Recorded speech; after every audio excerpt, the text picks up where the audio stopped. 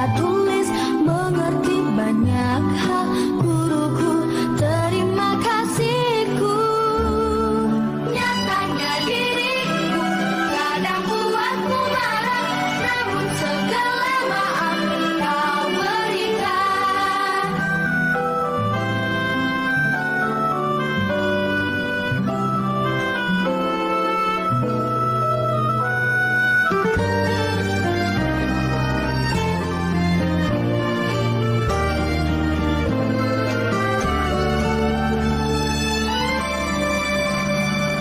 Selamat pagi semua, ku nantikan dirimu di depan kelasku.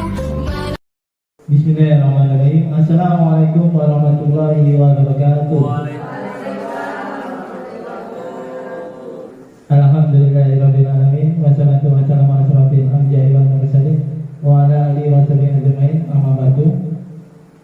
Yang terhormat Bapak Kepala SD Negeri 183 Palembang, Bapak Musadat SDPD, yang terhormat khusus Ibu Suci selaku calon guru penggerak angkatan 10, dan Bapak Ibu guru hebat yang tetap semangat dalam menuntut ilmunya, meningkatkan kompetensi dalam mengajarnya.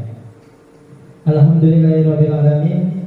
Puji syukur kehadirat Allah Subhanahu wa taala atas rahmatnya kita bisa berkumpul dalam kegiatan diseminasi ini dalam keadaan yang sehat walafiat.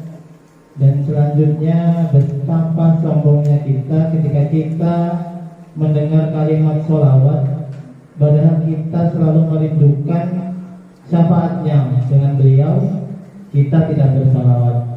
Baiklah, kita awali dengan kegiatan sholawat dulu. Kita junjung Nabi Agung Muhammad Sallallahu Alaihi Wasallam, yang insya Allah kita akan mendapatkan sholawat di yaumil akhir nanti. Amin ya rabbal alamin. Baiklah, saya akan membacakan susunan acara pada kegiatan pada pagi hari ini. Yang pertama adalah pembukaan, yang kedua kata sambutan dari kepala sekolah, selanjutnya yang ketiga adalah diseminasi dari Ibu Suci, yang keempat adalah sharing tanya jawab, dan yang terakhir adalah penutup. Baiklah, kita buka acara pada pagi hari ini dengan lafaz basmalah. Bismillahirrahmanirrahim. Acara selanjutnya yaitu kata sambutan dari kepala sekolah kepada Bapak Musadat SPD, kami persilakan.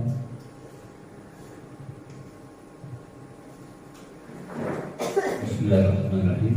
Assalamualaikum warahmatullahi wabarakatuh. Salam sejahtera untuk kita semua.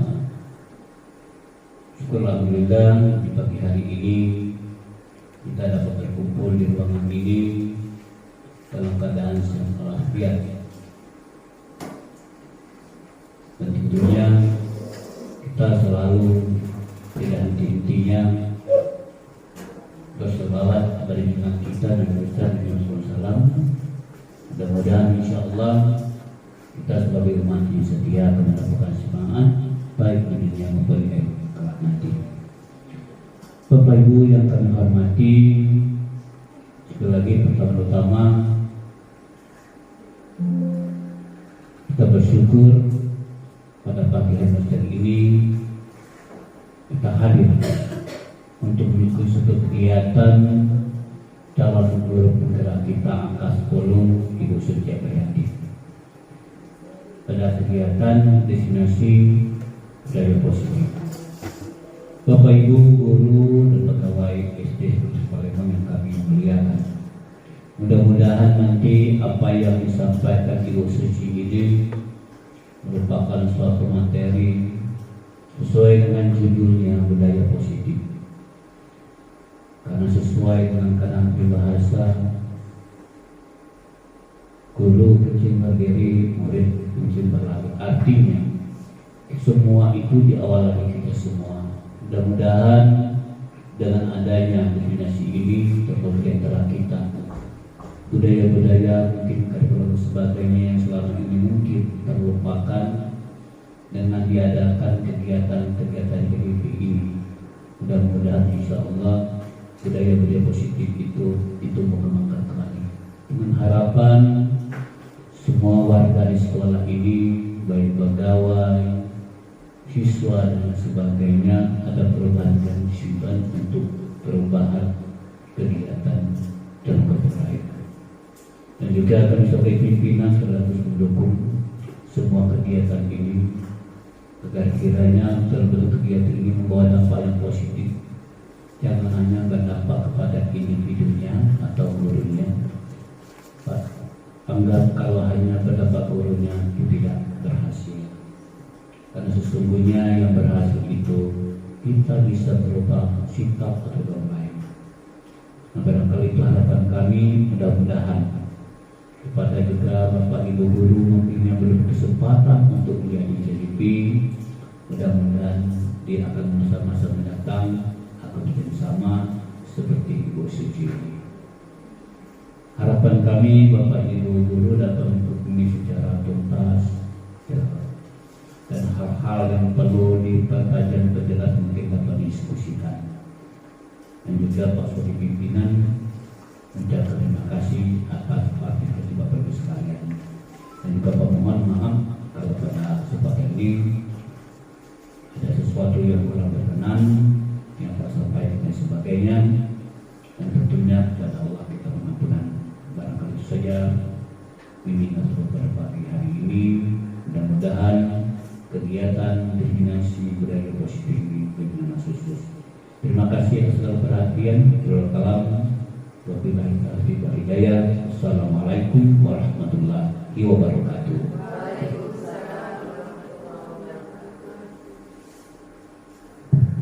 Terima kasih kepada Bapak Ustadz sudah memberikan sambutan dan ujangan kepada kita agar kita tetap selalu berbagi ilmu. Mungkin saya teringat dari kata-kata Bapak Ustadz bahwa kita sebagai guru itu harus memakai ilmu, jangan memakai ilmu sabun. Kalau sabun itu kita sering dipakai semakin habis, tapi kalau ilmu itu semakin kita pakai, semakin kita bagikan kepada orang banyak, kepada teman-teman kita, itu akan semakin baik, akan semakin bermanfaat. Baik, mungkin acara selanjutnya yaitu diseminasi pemahaman dan penerapan budaya positif yang akan disampaikan kepada Ibu Suci Apriyani, Sarjana Pendidikan. Kepada beliau kami persilakan. Terima kasih Pak Sekolah dan Bapak dan kepada guru-guru, Bapak Ibu guru semua. Untuk sebelum mulai saya akan mengucapkan terima kasih banyak kepada Bapak Ibu guru, Bapak-bapak sekolah yang sudah memberi kesempatan dan dapat menghadiri acara diseminasi ini. Nah, di sini sebelum itu saya mengucapkan dulu Assalamualaikum warahmatullahi wabarakatuh. Waalaikumsalam warahmatullahi wabarakatuh. Puji dan puja syukur kita panjatkan kepada Allah Subhanahu wa taala, di mana berkatnya, rahmatnya lah kita bisa dengan sehat walafiat berada di tempat ini, dan teriring salam kepada junjungan besar kita Nabi Muhammad SAW.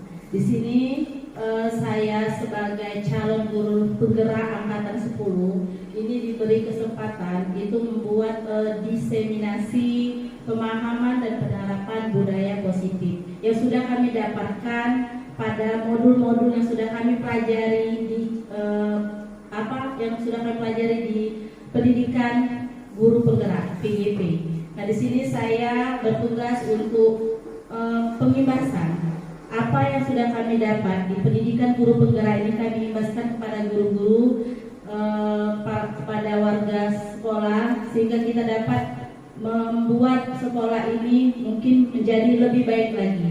Nah, di sini sebelum memulai diseminasi ini, kita yang di sini kan bukan hanya diseminasi, tapi di sini nanti ada diskusi.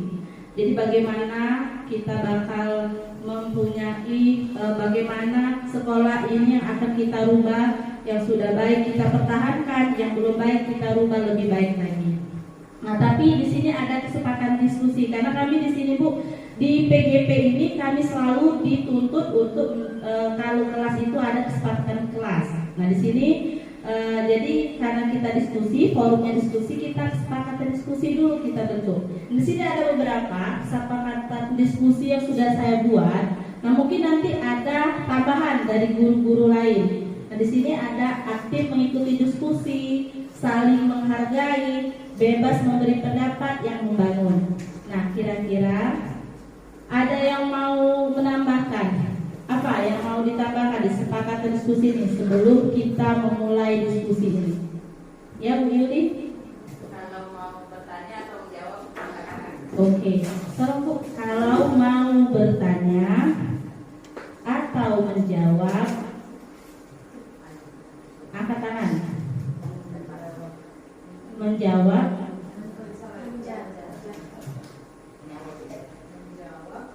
ancungkan tangan ya. Ya, ada lagi Bapak Ibu kesepakatan diskusi kita? Karena kalau misal kita sudah sepakat, jadi kita boleh, kalau ini boleh. Karena kita sama seperti di guru. Alhamdulillah semenjak mengikuti pendidikan guru penggerak ini, kami di kelas itu membuat kesepakatan kelas. Jadi sama siswa. Karena nanti akan dijelaskan Bu di destinasi kita bahwa menghukum tidak boleh, tapi tidak ada yang namanya di pendidikan ini, tidak ada lagi yang namanya peraturan, tapi adanya kesepakatan. Jadi kesepakatan kelas, bukan lagi peraturan kelas, tapi kesepakatan kelas. Ada lagi yang mau ditambahkan? Lama waktunya diskusi boleh ditentukan. Lama waktu kesepakatannya, lama waktu, lama waktu Durasi diskusinya berapa menit? durasi. Waktu diskusi. Nah, kesepakatannya berapa? Kan kesepakatan kita itu 1 jam. Ya, Bu, 60 menit ya. Durasi waktu diskusi 60 menit aja Bu, 60 menit. Minimal 60 menit ya Bu ya. Boleh? Ada lagi? Sudah cukup? Cukup ya? Oke, kalau sudah cukup saya bacakan lagi. Ini kesepakatan diskusi kita. Yang pertama, aktif mengikuti diskusi, saling menghargai. Jadi ini artinya kalau ada yang berbicara, yang lain diam. Atau boleh kalau mau mendapat pendapat lain harus bergiliran. Ya. Terus bebas memberikan pendapat yang membangun. Kalau mau bertanya atau menjawab, acungkan tangan. Dan yang terakhir, durasi waktu diskusi minimal 60 menit. Itu saja mungkin. Next kita lanjut. Nah, di sini sebelum memulai diskusi atau diseminasi, ini kami di sini disuruh selalu harus ada ice breaking. Nah, di sini ice breakingnya saya tidak ada ice breakingnya ini tentang guru ya. Nah, ini kita ice breakingnya ini saya ingin guru-guru itu menelaah atau gimana ya? Maksudnya aku nih guru saya ini guru yang bagaimana ya? Gitu. Nah, sekarang kita macam-macam guru. Nah, guru ini banyak macamnya ya Bu ya. Nah, macam manakah kita? Nah, guru wajib. Ya, kita resapin Bu ya, apakah saya guru wajib?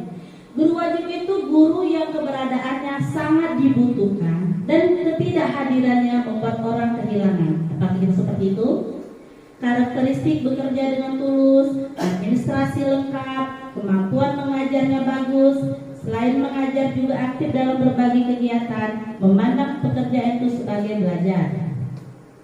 Ini guru sunnah, guru yang keberadaannya dibutuhkan, tetapi ketidakhadirannya tidak membuat orang lain kehilangan. Jadi walaupun kita tidak masuk, anak itu tidak sedih. Nah, terus Bu, karakteristiknya. Ini karakteristiknya bekerja pamrih, kemampuannya bagus, memandang bekerja untuk mendapatkan sesuatu. Next.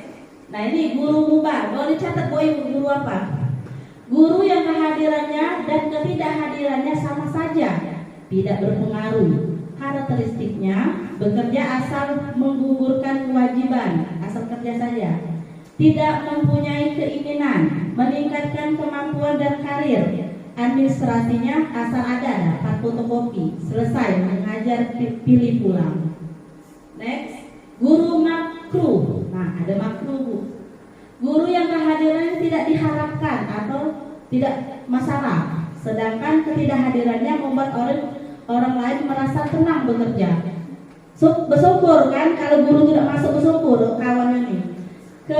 Karakteristiknya selalu usil terhadap pekerjaan orang lain, senang mengkritik orang lain atasan, tetapi bila disuruh bekerja tidak mampu, pekerjaannya tidak baik. Terus guru haram, nah ini ada haram juga, Bu, ya, gurunya juga ada haram juga. Guru yang kehadirannya dan ketidakhadirannya bermasalah. Karakteristiknya cenderung berperilaku tidak baik jika dia tidak hadir. Banyak orang bersyukur. Nah, kalau dia tidak hadir bersyukur orang-orang. Kalau dia ada di sekolah, orang lain menjadi risih. Next, Bu. Nah, dengarkan suara hati kita. Di posisi manakah kita? Mari refleksi diri, ikuti suara hati. Menuju kriteria guru wajib, sanggup atau tidak? Ada yang sanggup tidak? Mau menginfokan saya guru sebagai apa? Guru apa? Apa guru harap? Guru wajib. Harus guru wajib. Ya itu aja, Bu, ya, tidak usah ini. Yang penting kita sudah tahu kata karakteristik guru haram, guru wajib, dan guru sunnah. Oke, lanjut, Bu, langsung. Ya.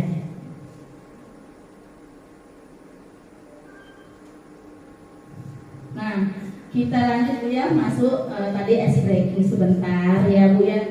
Cuma menyadarkan saja apa guru yang bagaimana saya, ataukah guru sunnah, guru haram, guru wajib, dan guru itu, Bu, ya. Nah, di sini kita langsung masuk ya, Bu, di materi budaya positif. Nah, budaya positif ini seorang guru harus memiliki kemampuan dalam mewujudkan budaya positif di sekolah. Budaya positif di sekolah dapat dijalankan dengan menerapkan konsep-konsep inti seperti disiplin positif, memahami motivasi perilaku manusia berkaitan dengan hukum dan penghargaan. Posisi kontrol seorang guru, membuat keyakinan sekolah atau keyakinan kelas, dan penerapan segitiga restitusi di dalam penyelesaian masalah. Nah, pokok inti budaya positif. Jadi di budaya positif itu ada intinya. Apa sih budaya positif? Apa sih? Nah, di sini ada 8 penerapan budaya positif. Yang pertama, perubahan paradigma positif, disiplin positif, nilai-nilai kebajikan, kebutuhan dasar manusia, motivasi perilaku, posisi kontrol, keyakinan kelas, dan restitusi. Nanti ini kita jelaskan. Yang pertama itu pembelajaran dengan paradigma baru. Nah, pembelajaran dengan paradigma baru ini merupakan pembelajaran yang dirancang berdasarkan prinsip pembelajar berdiferensi sehingga peserta didik belajar sesuai dengan kebutuhannya berdasarkan tahap perkembangan sesuai teori psikologi modern untuk mewujudkan profil pelajar Pancasila. Nah, di sini pembelajaran dengan paradigma baru ini, Bu, ada di profil pelajar Pancasila, yaitu kita membuat anak yang berakhlak mulia, yang berakhlak mulia, terus mandiri, kreatif, gotong royong, dan berkeanekaan global. Nah, di sini kita ada pembelajaran di paradigma baru ini, yaitu kan kalau kemarin kita kan belum ada itu ya pembelajaran yang namanya profil pelajar Pancasila. Nah, sekarang kita mempunyai pembelajaran dengan pembelajaran yang baru dengan mengutamakan yang tadi, Bu, di profil pelajar Pancasila. Nah, contoh perubahan paradigma. Teori kontrol, ilusi kontrolnya. Guru mengontrol murid, bahwa kritik membuat orang merasa bersalah dapat menguatkan karakter, bahwa semua penguatan positif efektif dan bermanfaat, bahwa orang dewasa memiliki hak untuk memaksa. Next. Nah, yang kedua, itu tadi yang pertama, ya. Ini dari inti budaya positif yang kedua, yaitu disiplin positif. Disiplin positif adalah suatu cara penerapan disiplin yang mengajarkan anak bertanggung jawab dan menumbuh kesadaran diri berdasarkan dengan nilai kebajikan. Disiplin positif dapat membuat murid memahami dan menyadari bahwa motivasi internal bukan karena paksaan, pujian atau hukuman. Disiplin positif lebih ke arah disiplin diri yang dapat mengontrol diri dalam melakukan segala tindakan. Maksudnya di sini Bu, mereka itu disiplin diri sendiri, bukan mereka takut dihukum, bukan takut karena aku harus pintar, karena kalau aku pintar dapat penghargaan dari Bu Indah, aku bakal dapat coklat dari Bu Indah. Itu salah Bu. Ya, jadi di sini kita penerapan disiplin positif jangan membuat anak itu merasa dua, mendapat penghargaan dan mendapat hukuman. Kalau aku kenapa nanti aku dihukum Ibu Suci, dihukum Ibu Ijum. Nah itu tidak boleh Bu. Ternyata selama ini saya juga merasa Bu ya, selama ini yang saya terapkan di sekolah itu salah. Ini siapa pintar, siapa kemarin kan di kelas saya sendiri, siapa yang waktu kita belum puasa, siapa yang puasanya full akan dikasih THR, itu tidak boleh. Karena mereka bukan disiplin positifnya, bukan disiplin untuk mendapatkan memperbaiki diri mereka sendiri, tapi karena ada penghargaan tadi. Dan begitu juga hukuman. Jadi kita di sini nanti ada pembelajaran lain Bu. Bagaimana kalau tidak dihukum, bagaimana Bu Suci? Nah nanti kita belajar lebih mendalam lagi. Next.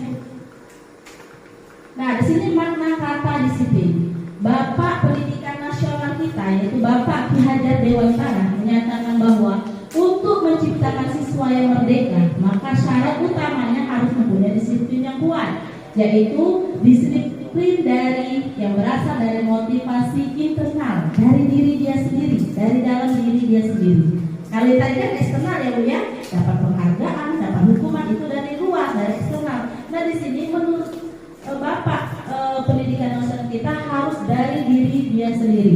Jika tidak mempunyai motivasi internal, maka diperlukan motivasi eksternal lain untuk mendisiplinkannya. Tujuan disiplin positif untuk menanam motivasi kepada semua siswa agar mereka menjadi orang yang mereka inginkan dan menghargai diri sendiri dengan nilai-nilai mereka yang percaya. Motivasi ini berasal dari diri siswa, dari internal, dari diri dia sendiri, sehingga akan berdampak jangka panjang dan tidak akan terpengaruh dengan adanya hukuman dan hadiah. Jadi mereka tidak takut kalau tidak dihukum, kalau pintar tidak dapat dia. Jadi mereka tidak dari luar, dari diri mereka sendiri. Nah, itu yang disiplin positif. Yang ketiga yaitu nilai-nilai kebajikan. Nilai-nilai yang disepakati bersama lepas dari suku, bangsa, agama, bahasa maupun latar belakangnya. Dicontoh nilai kebajikan organisasi ya, profil Pancasila yaitu beriman bertakwa kepada Tuhan Yang Maha Esa, berakhlak mulia, berkeadilan global, gotong royong, mandiri, bernalar kritis dan kreatif. Yang kedua yaitu dari Ibu Primary Years Program YPYP, yaitu dari toleransi, rasa hormat, integritas, mandiri, menghargai, antusias, empati, keingintahuan, kreativitas, kerjasama, percaya diri dan komitmen. Terus yang ketiga dari 9 pilar karakter Indonesia Heritage Foundation IHF, cinta Tuhan dan segala ciptaannya, kehadiran dan tanggung jawab, kejujuran atau amanah, diplomatis, hormat dan santun, dermawan, suka menolong dan gotong royong, percaya diri, kreatif, kerja keras, kepemimpinan dan keadilan, baik dan rendah hati, toleransi, kedamaian dan kesatuan. Inilah nilai-nilai kebajikan yang akan kita tumbuhkan ke anak didik kita. Terus apa nilai kebajikan atau keyakinan yang ingin diangkat dari peraturan berikut? Nah, ini dari keyakinan, dari nilai kebajikan yang saya bacakan tadi. Coba Ibu, Bapak, Ibu, saya minta termasuk di nilai kebajikan mana? Menggunakan helm saat mengendarai motor. Apa? Eksternal. Terus mengendarai helm saat mengendarai motor. Ya, menggunakan helm saat mengendarai motor. Internal. dari diri sendiri berarti. Terus ada lagi, membuang sampah pada tempatnya. Eksternal. Internal dari diri sendiri. Terus dilarang menggunakan kata-kata kasar. Eksternal. Dari luar berarti. Iya, tidak dilarang. Oke, ada jawaban lain? Internal juga bisa. Coba kita lihat next Bu. Klik dulu.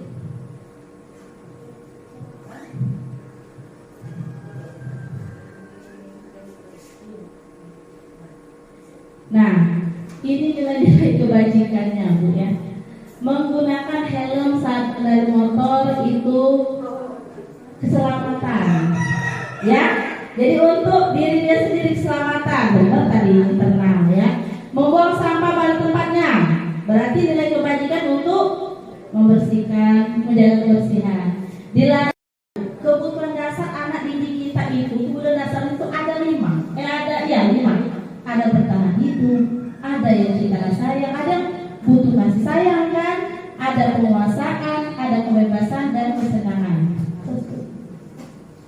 Nah, kebutuhan hidup, kebutuhan yang bersifat psikologis yaitu bertahan hidup. Misalnya anak didik kita dan kita pun itu memerlukan kesehatan, rumah dan makanan. Komponen psikologis dari kebutuhan ini adalah kebutuhan akan perasaan aman, kebutuhan cinta dan kasih sayang, kebutuhan untuk diterima. Nanti ada kasus Bu ya, nanti anak itu butuh di mana? Tolong Ibu perhatikan. Jadi masuk di mana? Kebutuhan ini termasuk kebutuhan psikologis yang meliputi kebutuhan akan hubungan dan koneksi sosial, kebutuhan untuk memberi dan menerima kasih sayang, kebutuhan untuk merasa menjadi bagian suatu kelompok, dan kebutuhan untuk tetap terhubung dengan orang lain. Siswa yang mempunyai kebutuhan cinta dan kasih sayang yang tinggi biasanya ingin disukai dan diterima oleh lingkungannya, akrab dengan orang tuanya, biasanya belajar bila suka dengan gurunya, menganggap penting teman sebaiknya, dan suka belajar berkelompok. Nah, ini kebutuhan kuasa. Ini termasuk di anak didik kita, Bu. Nanti dia masuk di kebutuhan mana? Kebutuhan kekuasaan atau kebutuhan pengakuan atas kemampuan.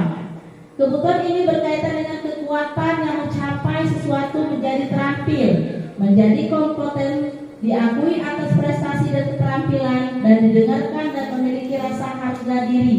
Siswa yang mempunyai kebutuhan pengakuan yang tinggi biasanya akan selalu ingin menjadi pemimpin, suka mengamati sebelum mencoba hal baru, dan merasa kecewa jika melakukan kesalahan, rapi, sistematik, dan selalu ingin menjadi yang terbaik. Nah, ini yang kebutuhan kebebasan. Nah, ada juga siswa kita tuh yang mempunyai kebutuhan kebebasan, kebutuhan akan pilihan, kebutuhan akan kemandirian, mempunyai pilihan dan mampu mengendalikan arah hidup seseorang. Siswa yang mempunyai kebutuhan kebebasan yang tinggi menginginkan pilihan, perlu banyak bergerak, suka coba-coba, tidak terlalu terpengaruh oleh orang lain, suka hal yang baru dan menarik. Nah, ini siswa yang kebutuhan kesenangan atau kebutuhan untuk merasa senang, kebutuhan untuk mencari kesenangan, bermain dan tertawa. Siswa dengan kebutuhan kesenangan yang tinggi biasanya menikmati apa yang dilakukan, konsentrasi melakukan hal yang disenangi, suka permainan, suka mengoleksi barang, dan suka melucu atau bergurau. Terus ini yang kelima ya, motivasi perilaku. Motivasi merupakan suatu hal yang mempunyai perilaku manusia sebagai pendorong keinginan, pendukung atau kebutuhan yang dapat membuat seorang bersemangat untuk memenuhi dorongan diri sendiri sehingga dapat bertindak dan berbuat menurut cara-cara tertentu yang akan membawa ke arah yang optimal. Motivasi perilaku ini ada 2 Bu. Motivasi ini tadi ya, dari eksternal dan luar, dan motivasi internal. Nah, kalau motivasi eksternal di sini untuk menghindari ketidaknyamanan atau hukuman.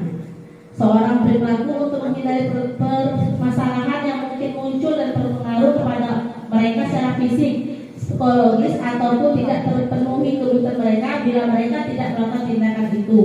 Seorang berperilaku untuk mendapatkan pujian, jadi dia mendapatkan penghargaannya, hadiah atau imbalan dari orang lain yang menurut mereka penting dan mereka letakkan dalam dunia berkelas mereka.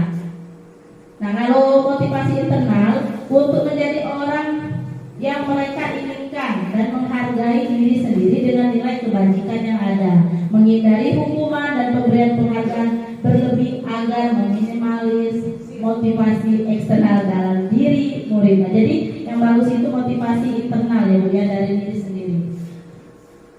Nah ini konsep disiplin dengan identitas gagal. Kalau hukuman itu Bu bisa menyakitkan, tidak nyaman, murid merasa takut, terus murid merasa terpaksa.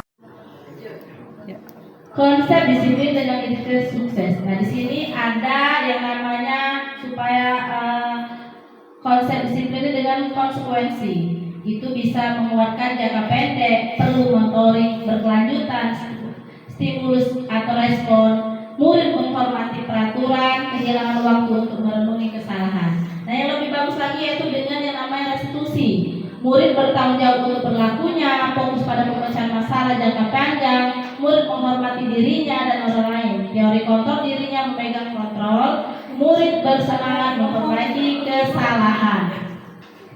Nah di sini Bu ada pertanyaan ya, hukuman atau konsekuensi. Ya, sekarang menggantikan kertas tugas teman yang dicoret. Konsekuensi. Membersihkan WC karena sudah mematahkan pensil teman. Hukuman. Membersihkan tumpahan air di meja karena tersenggol. Ya, itu perbedaannya. Hukuman dan konsekuensi itu Bu, kalau yang namanya konsekuensi itu dia bertanggung jawab, sedangkan hukuman itu adalah biasanya banyak menggunakan hukuman fisik atau verbal. Next. Nah di sini ada kuis lagi Bu.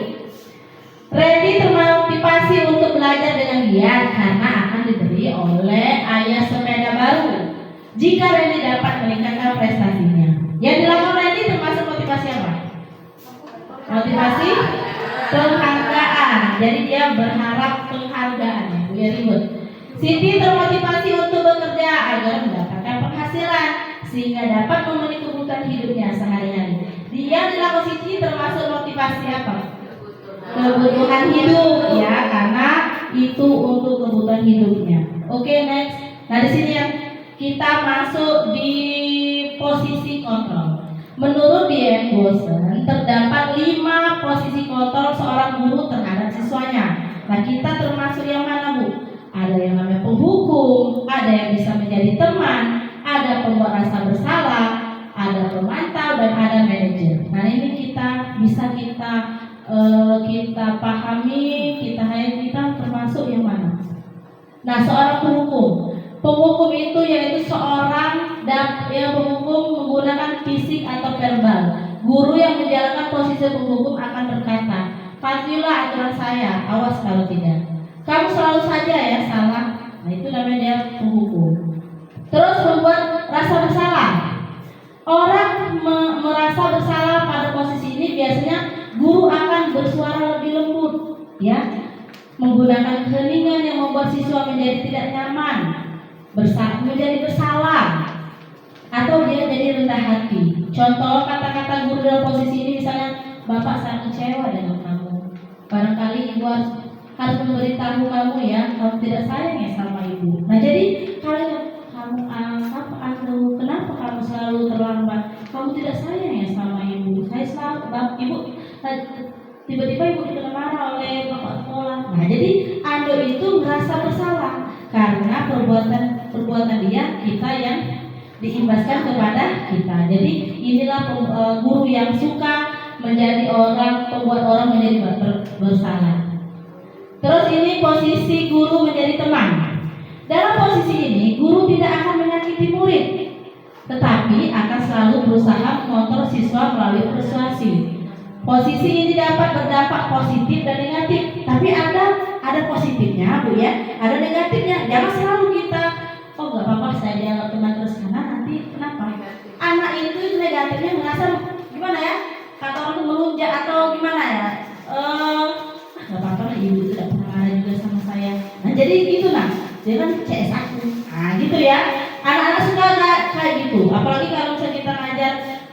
yang selalu kita tidak pernah marah, jadi nggak apa-apa lah, itu CS1 ibu aku.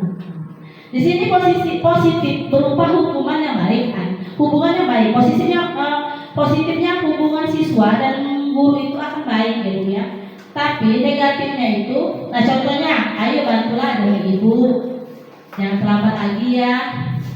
Ayo ingat tidak semua bantuan ibu selama ini. Nah itu anak itu merasa menjadi teman.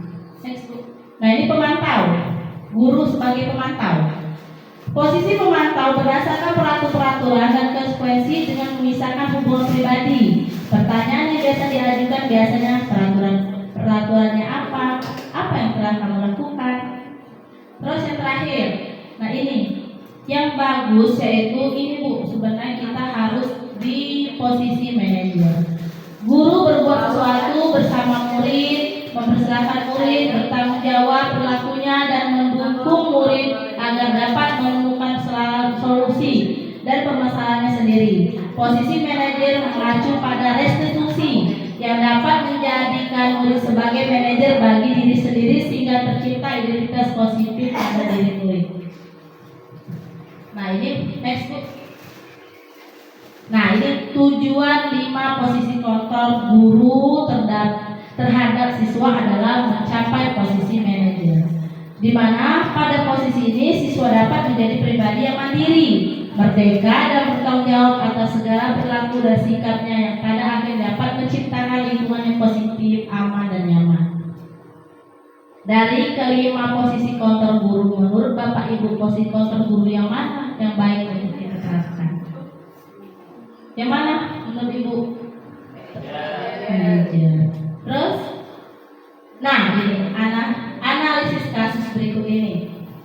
Tolong siapa yang mau membacakan? Ibu, tolong Bu bacakan kasusnya.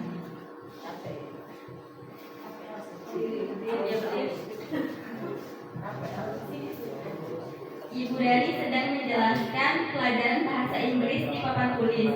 Namun beliau memperhatikan bahwa Fajar malah tidur-tiduran dan tampak acuh tak acuh pada pelajarannya. Fajar coba jawab pertanyaan nomor 3. Maju ke depan dan kerjakan di papan tulis. Fajar pun tampak malas-malasan maju ke depan. Dan sampai di depan papan tulis pun Fajar hanya diam terpaku sambil memegang buku bahasa Inggrisnya dan memainkan spidol di tangannya. Ayo Fajar, makanya jangan tidur-tiduran, lain kali perhatikan. Sudah sana duduk kembali. Kira-kira siapa yang bisa? Fajar pun kembali duduk di bangkunya. Hal seperti ini sudah sering kali terjadi pada Fajar. Seperti tidak memperhatikan, acuh tak acuh, dan nilai-nilainya pun tidak terlalu baik untuk pelajaran bahasa Inggris. Pada saat ditegur oleh Ibu Dani, Fajar hanya menjawab, "Tidak tahu Bu." Ibu Dani pun menjawab lirih, "Gimana kamu Fajar? Kamu tidak kasihan sama ibu ya? Ibu sudah capek-capek mengajarkan kamu tidak kasihan sama ibu." Dan Fajar pun dia membisu.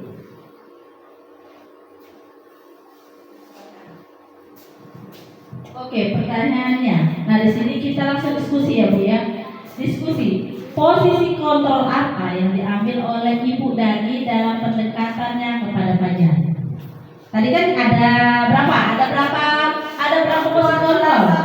Ada berapa? 5. Ada 5 posisi kontrol. Nah, sekarang pertanyaannya, posisi kontrol apa yang diambil oleh Ibu Dani dalam pendekatannya kepada Fajar? Membaca sikap Fajar kira-kira tadi kan ada kebutuhan Bu ya, kita bahas tadi ada kebutuhan. Nah, kebutuhan dasar tadi ada berapa? Nah, kebutuhan membaca sikap Fajar kira-kira kebutuhan apa yang diperlukan oleh Fajar? Sampai kita langsung diskusi. Boleh Bu Indah? Kita di sini langsung diskusi ya Bu ya, karena kita langsung mendiskusikan kasus. Jadi kita di sini sesuai dengan kasus-kasus yang ada.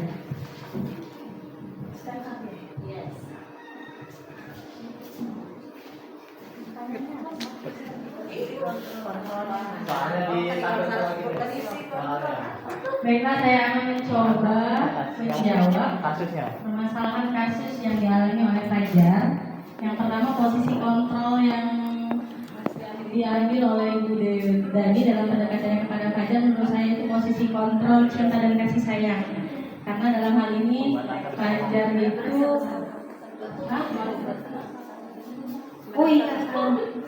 posisi kontrolnya membuat rasa bersalah karena tadi Ibu Dani dulu yang ditanyakan. posisi kontrol Ibu Dani kepada Fajar. Iya. Posisi kontrolnya membuat rasa bersalah karena Ibu Dani tadi langsung menyatakan statement bahwa apa kamu tidak kasihan sama ibu karena ibu sudah mengajar, karena posisi Fajar tadi yang sedang mengantuk di dalam kelas. Sedangkan menurut saya kebutuhan yang diperlukan oleh Fajar itu adalah kebutuhan dasar cinta dan kasih sayang. Sebenarnya perlu pendekatan lebih dari guru kepada siswanya. Mungkin lebih baiknya ditanya dulu kenapa alasannya mengantuk, penyebabnya apa, dinasihati, dan tidak langsung menjudgment siswa dengan pernyataan yang membuat siswa tersebut merasa bersalah. Karena secara mental nanti siswa malah merasa down ya. Karena anak SD itu kan masih usia anak-anak.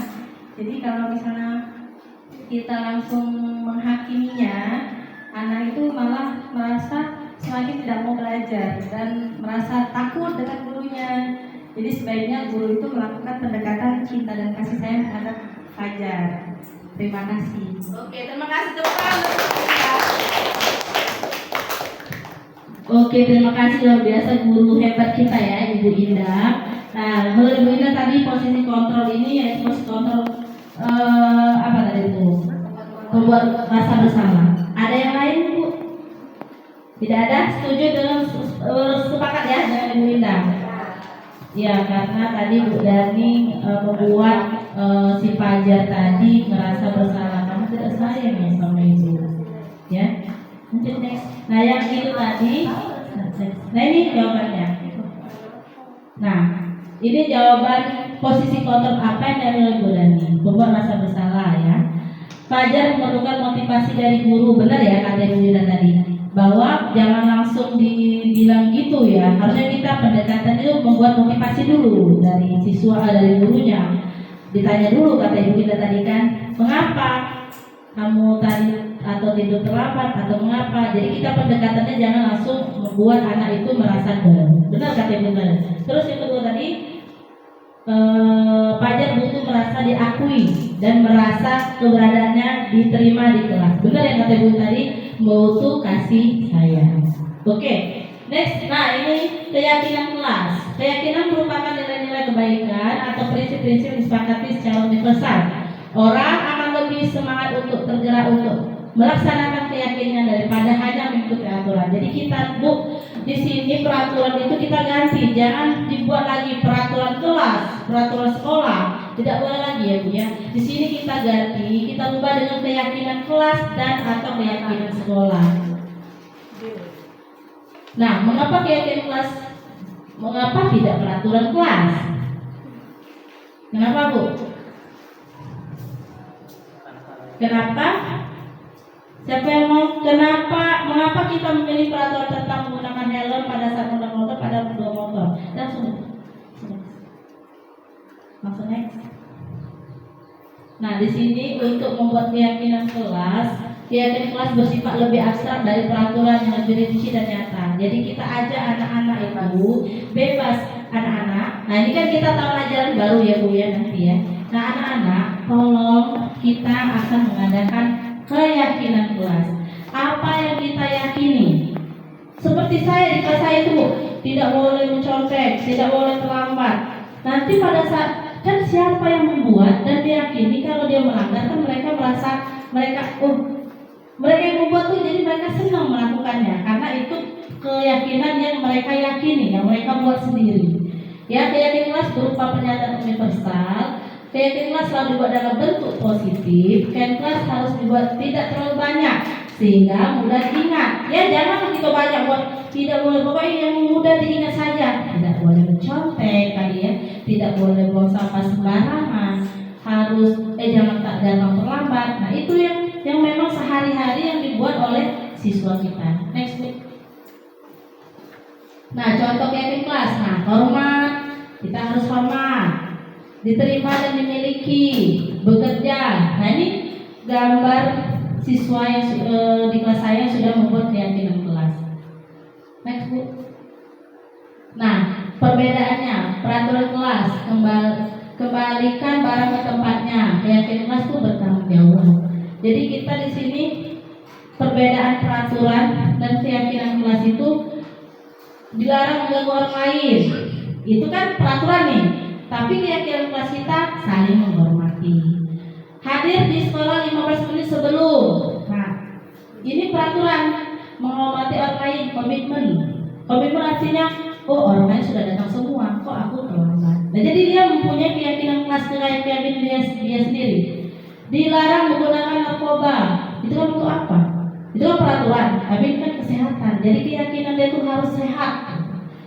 Terus bergantian atau menunggu giliran, menghormati orang lain sama seperti tadi ya. Dilarang merokok, kesehatan, menggunakan masker juga kesehatan.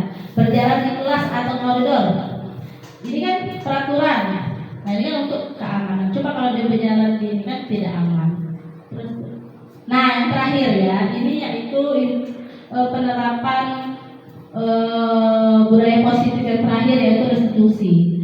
Pengertian restitusi, proses penciptaan kondisi bagi murid untuk memperbaiki kesalahan mereka sehingga mereka bisa kembali pada kelompok mereka dengan karakter yang lebih kuat. Ciri-cirinya bukan untuk menebus kesalahan, namun belajar dari kesalahan, memperbaiki hubungan, tawar bukan paksaan.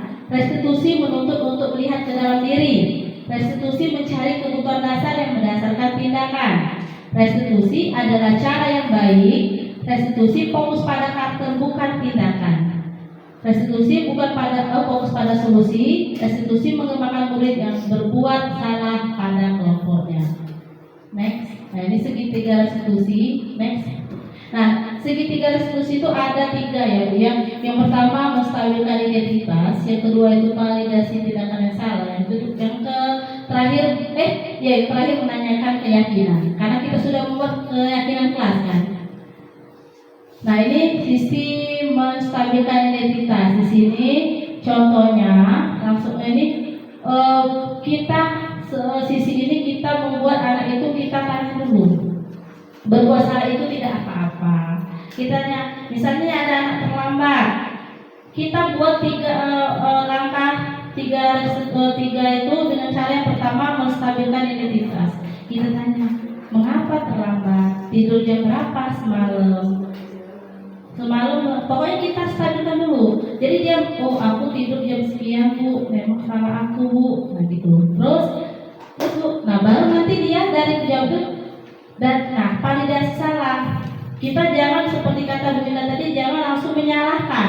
Tapi kita buat validasi tindakan salah dengan cara kita bilang, oh tidak apa-apa, setiap orang itu memang pernah melakukan kesalahan. Tapi kesalahan yang dilakukan pasti ada alasannya. Apa alasan kamu bisa terlambat? Nah pasti nanti dia ngomong, oh Bu, saya terlambat tuh karena tidak ada yang mengantar atau apa. Nanti dia ada nih. Nah setelah dia melakukan tadi, dari validasi tindakan salah tadi, nanti adalah baru kita yang ketiga, yaitu dengan cara menanyakan keyakinan kelas. Kita tadi kan sudah nih membuat keyakinan kelas. Nah jadi kan ditanya-tanya, yang kamu buat ini kira-kira sama tidak dengan keyakinan kelas kita? Pasti dia buat, tidak Bu. Apa keyakinan kelas kita? Tidak boleh terlambat Bu. Nah kenapa kamu terlambat? Berarti sama tidak? Tidak Bu, tidak sama dengan keyakinan kelas. Nah baru kita tanya, kita di restitusi ini jangan menghukum anak, tapi kita jangan membuat anak, kalau sudah itu berarti tidak boleh lambat ya, awas ya, ini ya, boleh. Tapi kita buat mereka, jadi bagaimana penyelesaiannya, bagaimana supaya kamu tidak terlambat lagi. Buatlah mereka membuat penyelesaian masalah sendiri.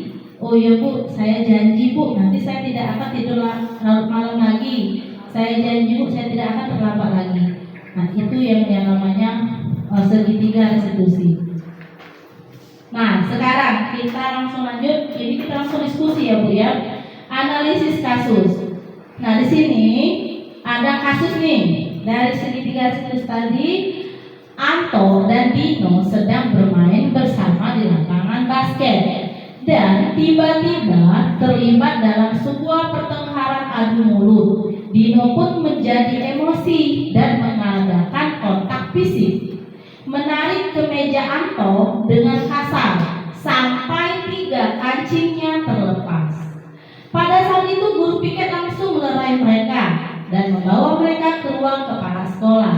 Ibu Suti sebagai kepala sekolah berupaya menenangkan keduanya, terutama Dino, karena yang kancing yang lepas tadi siapa? Dino. Dino, sepertinya kamu saja sedang marah sekali. Mendengar itu, Dino pun mengalir bercerita tentang kekesalan hatinya. Ibu Suti pun melanjutkan bahwa membuat kesalahan adalah hal yang manusiawi dan bahwa mempertahankan diri adalah hal yang penting. Namun, meminta Dino memikirkan cara lain yang mungkin lebih efektif karena saat ini Dino berada di ruang kepala sekolah. Ibu Suti melanjutkan pertanyaannya dengan keyakinan sekolah yang disepakati, serta apakah Dino bersedia memperbaiki kesalahan yang telah dilakukan terhadap Anto. Dino pun akhirnya berlahan mengangguk. Kemudian Ibu Suti balik bertanya kepada Anto, hal apa yang bisa dilakukan Dino untuk memperbaiki kesalahan? Anto menjawab, saya perlu kancing, saya diperbaiki Bu. Ibu saya akan sangat marah kalau melihat kancing baju saya sampai copot 3 kancing begini. Ibu Suti pun kembali bertanya ke Dino, apakah yang akan dilakukan untuk menggantikan 3 kancing Anto yang terlepas?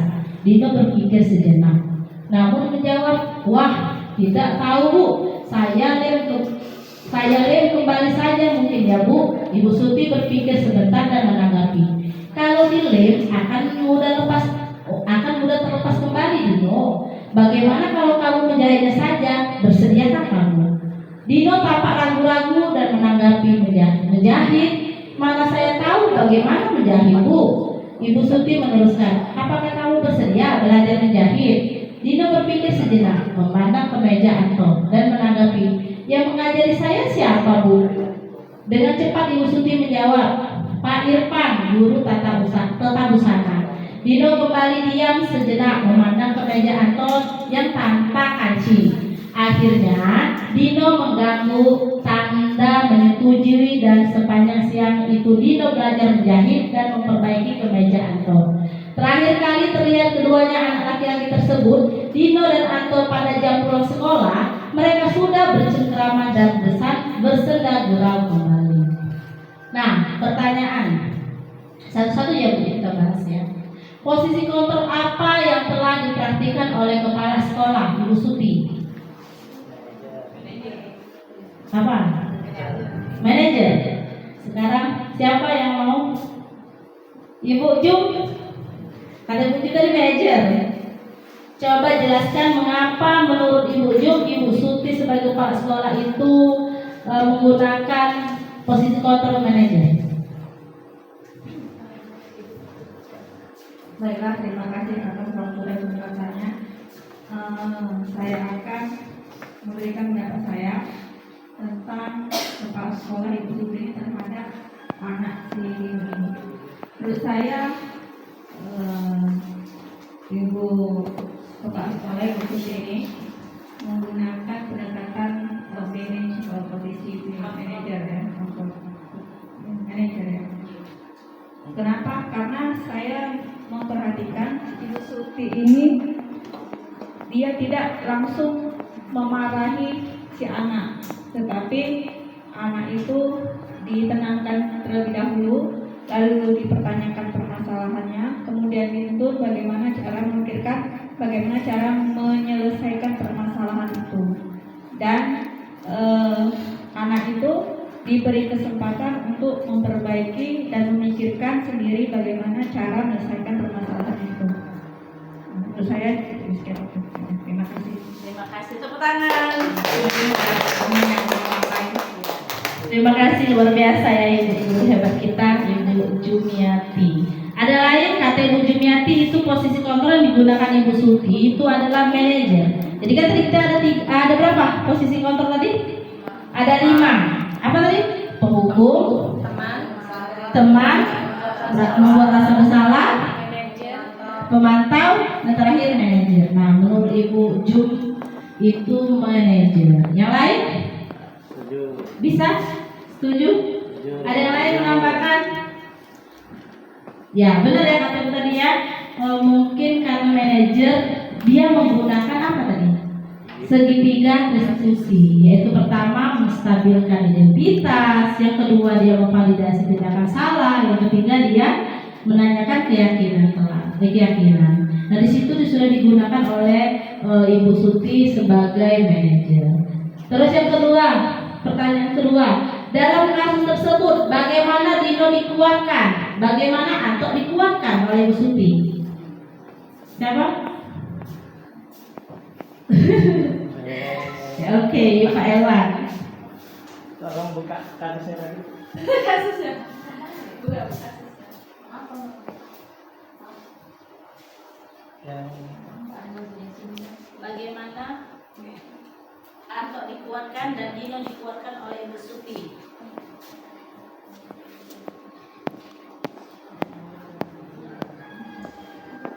dari awal. Ya, jadi untuk Ibu Suti menguatkan Dino, yang pertama itu Ibu Suti sebagai kepala sekolah berupaya menenangkan keduanya, terutama Dino, dengan kalimat Dino sepertinya kamu saat ini sedang marah sekali. Lalu Dino pun mengalir bercerita tentang kesalahan hatinya. Jadi memberi waktu untuk Dino menyampaikan kekesalan hatinya. Itu salah satu untuk memberikan kekuatan kepada Dino. Lalu itu ada kalimat Ibu Suti itu melanjutkan bahwa membuat kesalahan adalah hal yang manusiawi dan bahwa mempertahankan diri adalah hal yang penting. Nah itu adalah bagaimana dia melakukan tadi yang segitiga restitusi yang pertama tadi, membuat identitas tadi. Jadi bahwa kesalahan itu hal yang manusiawi.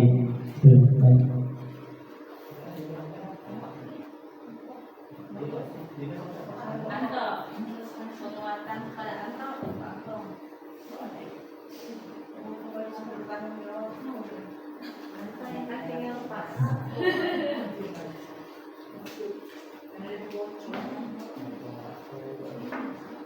Jadi untuk menurut saya, untuk Anto salah satunya itu adalah pertanyaan Anto hal apa yang bisa dilakukan Dino untuk memperbaiki masalah. Anto menjawab, saya terbuka kancing, saya diperbaiki Bu. Ibu saya akan sangat marah kalau melihat kancing baju. Baik, mungkin itu menurut saya jawabannya. Terima kasih.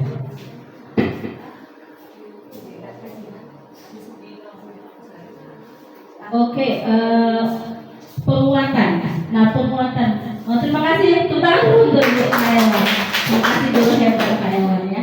Nah, ini bagaimana penguatan dari Ibu Suti. Yang lepas kancing tadi siapa? Yang lepas kancing? Anto atau Dino? Berarti yang jadi korban Anto? Dino yang narik kancing. Tapi pertamanya itu siapa yang salah? Salah semua. Nah di sini dia penguatannya itu si Dino itu yang lepas kancing. Apa itu yang lepas kancing? Jadi Bu Suti itu menguatkan si Anto yang lepas kancing tadi dengan yang lepas kancing Anto kan, dengan cara dia berkata jangan khawatir ya, nanti diganti oleh Dino, akan diperbaiki oleh Dino. Nah itu jadi membuat dia jadi kuat kan. Terus yang kedua, kalau dari Dino itu bagaimana dia penguatannya itu membuat Dino itu jangan merasa saya bersalah nih. Nah, bahwa dia tidak dibuatnya untuk merasa bersalah. Nah, terus yang ketiga, pertanyaan ketiga. Itu panas. Ini masih udah lampu. Itu yang fokusnya yang bawa angin dan bawa itu. Yang ketiga, Bu, kira-kira nilai-nilai kebajikan atau keyakinan sekolah apa yang dituju dengan kasus tersebut? Nilai kebajikan. Iya panas. Ini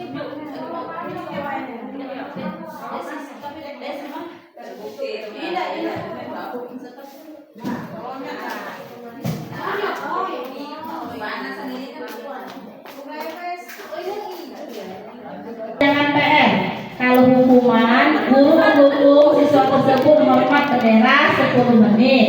Guru marah dan murid takut, itu hukuman. Sedangkan konsekuensi, guru memberikan konsekuensi untuk mengerjakan PR-nya saat istirahat atau dikerjakan sebanyak 3 kali lipat. Guru tegas dan siswa menghormati peraturan, itu konsekuensi. Kalau dengan menggunakan restitusi, guru menanyakan keyakinan kelas dirinya dan membantu siswa menyelesaikan masalahnya. Mengapa tidak mengerjakan PR, apa yang terjadi, dan menyuruh mereka bertanggung jawab. Guru terbuka dan siswa menghormati dirinya dan orang lain. Nah, kesimpulan dari penerapan disiplin positif, yaitu menjadikan murid-murid yang berkarakter, berdisiplin, santun, jujur, peduli, dan bertanggung jawab, dan merupakan pembelajar sepanjang hayat. Terima kasih. Itu saja. Mungkin di sini saya minta ada satu orang yang bisa menjadi notulen. Apa perbedaan dari yang tadi, hukuman, konsekuensi, dan restitusi? Yang bisa, Bu?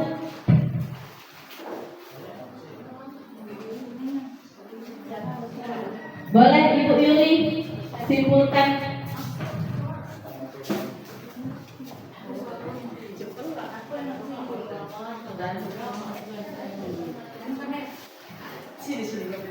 Baik, assalamualaikum warahmatullahi wabarakatuh.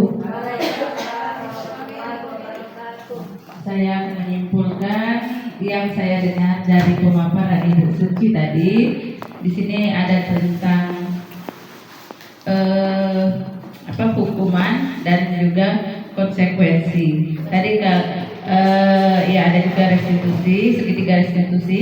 Kalau yang hukuman tadi itu lebih bersifat fisik. Seandainya anak melakukan kesalahan itu dia lebih hukuman fisik dan itu tidak boleh lagi dilakukan.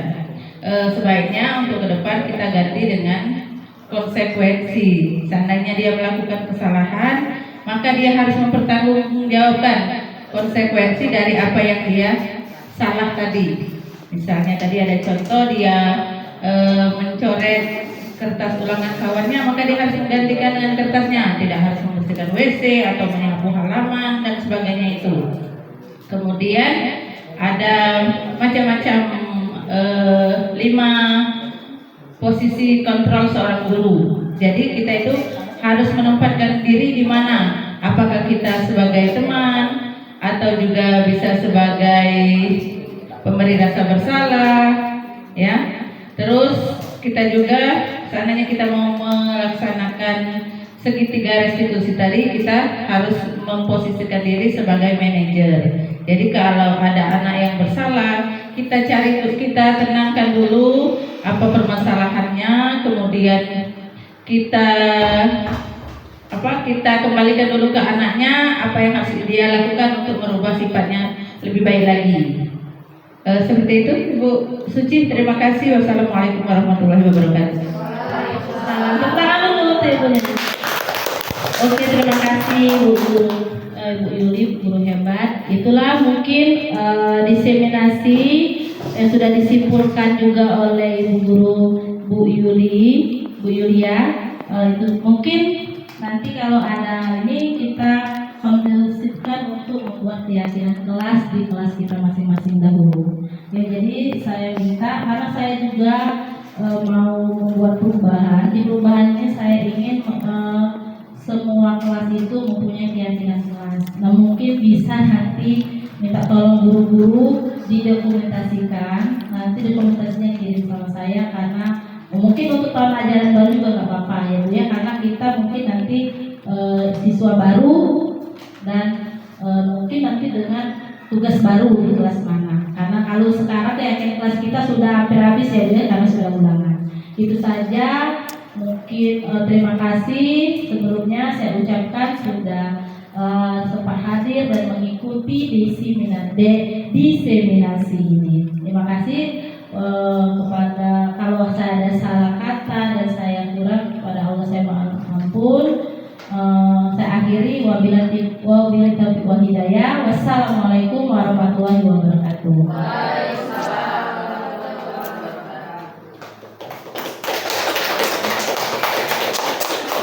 Tepuk tangan sekali lagi untuk Ibu Suci. Luar biasa ilmu baru yang kita dapat ya Bapak Ibu. Saya yakin Bapak Ibu guru yang ada di sini sudah tidak sabar lagi untuk menerapkan, membuat keyakinan kelas di kelasnya masing-masing ya. Dan lagi sekarang mungkin Ibu guru di sini tidak ada lagi Ibu guru yang penghukum, namun sebagai manajer. Jadi ketika memecahkan masalah tidak lagi memakai kekerasan ataupun fisik, namun bagaimana kita bisa membangun kesadaran dari internal, intrinsik siswa tersebut, bukan dari motivasi eksternal. Luar biasa penyampaian dari Ibu Suci. Semoga kita semua dapat menerapkan dan menyerap ilmu yang disampaikan oleh Ibu Suci. Baiklah, untuk yang terakhir ini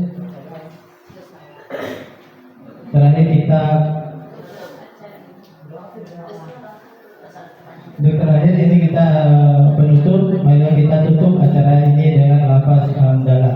Alhamdulillahirabbil alamin. Saya Suci, jika ada kesalahan mohon maaf, kepada Allah mohon ampun. Saya akhiri. Wassalamualaikum warahmatullahi wabarakatuh.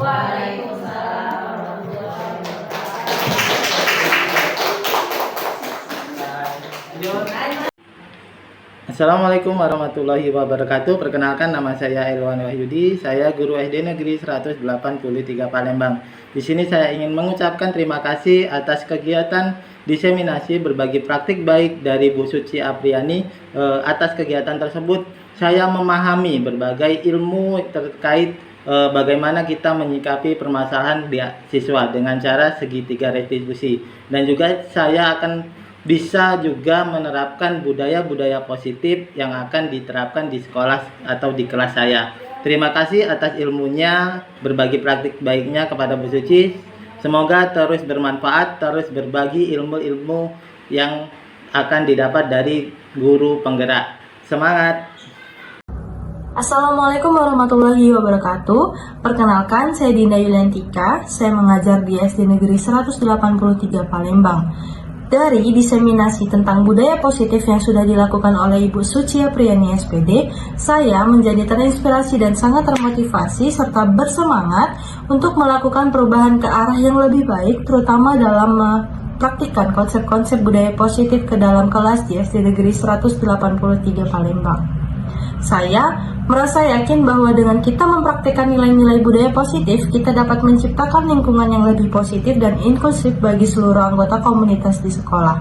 Saya berharap dapat menjadi bagian dari gerakan ini dan berkontribusi dalam menciptakan perubahan yang lebih baik di lingkungan pendidikan. Dan saya ucapkan terima kasih kepada Ibu Suci, semoga terus menginspirasi kami, rekan sejawat, untuk terus melakukan perubahan-perubahan positif di lingkungan sekolah. Sekian yang dapat saya sampaikan. Terima kasih. Saya akhiri. Wassalamualaikum warahmatullahi wabarakatuh.